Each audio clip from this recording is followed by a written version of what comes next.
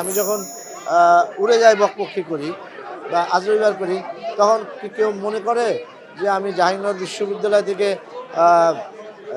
Geography and এনভায়রনমেন্টে পড়াশোনা করেছি, মনে করে না। অনেকে মনে করে আমি শুদ্ধ বাংলা বলতেই পারি না, অথচ আমার আবৃত্তির অ্যালবাম আছে।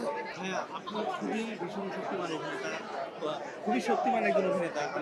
কই, আমি তো খুবই দুর্বল। কিন্তু অভিনয় করতে গেলে তখন মনে হয় যে খুবই আসলে শক্তিমান একজন।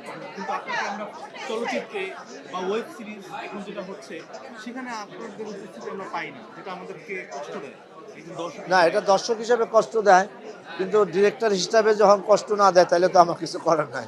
আর ডিরেক্টরদের যদি কষ্ট দিত তাহলে হয়তো বা আমি কাজ করতে পারতাম। আমি তো কোনো মানে এমন কিছু করি না, আমি ওই ধরনের কাজও করতে চাই। আমি কিন্তু এখনো ভালো কাজই করি। নেগেটিভ রোলও করেছিলেন চলচ্চিত্রে, সেটা হ্যাঁ খুব পছন্দ করেছিলেন। হ্যাঁ, আমি এখনো যে হাসির নাটক করি, সেটা আমি খুবই পছন্দ করি। কারণ এই কাজটা করা কঠিন অনেক, মানে নিজের চরিত্র থেকে বের হয়ে গিয়ে কমেডিটা করতে হয়।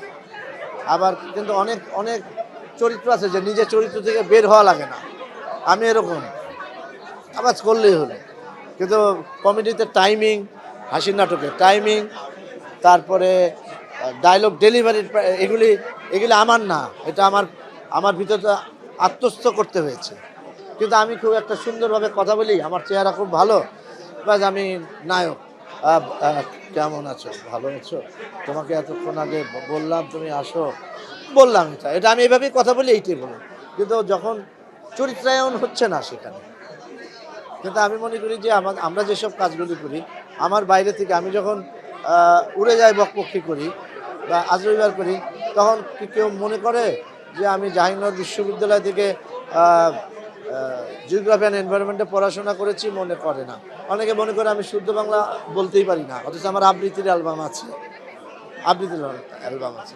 আমি স্কুল কলেজ ঢাকায় পড়াশোনা করেছি, Mohammadpur government school, Adamjee cantonment college, Jahangirnagar বিশ্ববিদ্যালয়। আমি ঢাকা থিয়েটারের মধ্যে একটা বড় দলে কাজ করি।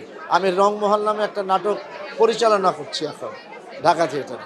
আমি বই লিখি, আমার বই প্রচুর চলে। মানে অনেক আছে যে 100টা বই বের করলো কিন্তু 2জনও পড়ে নাই, কিন্তু আমার বই আমি বেরও করেছি, পাঠকও প্রচুর ছিল। এটা আমি আমি এটা সত্য বললাম। এই জন্য এই যে আমি বললাম না আমি রুগ্ন, এটা আমি সত্য বললাম। আমি এরকম মানুষ।